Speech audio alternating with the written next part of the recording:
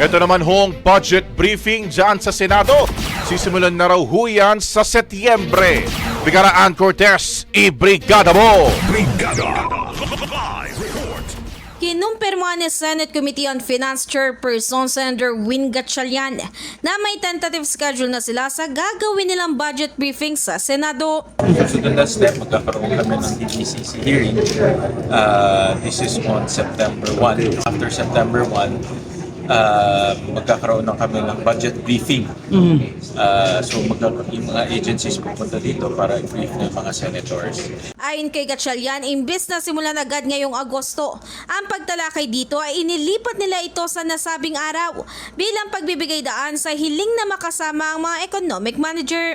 Samantala, binahagi rin ng senador na meron siyang ipapakilalang bagong budget process na kanilang ipapatupad sa Senado. Mag-introduce ako ng isang bagong process, which is magkukonduct kami ng hearing to invite civil society organizations, NGOs, budget experts to a hearing. And this will allow them to give us their feedbacks, their opinion, their analysis on the budget. Kasi if you notice, in the past, puro senators and the agencies, hindi na-invite yung mga CSOs, NGOs, budget experts. Walang People's resource persons. participation. So, magkakonduct tayo ng isang hearing to invite them. So, ngayon, na-upload na yung NEP. Pwede na ma-download ng publiko ang NEP. Pwede na makita yung detalye.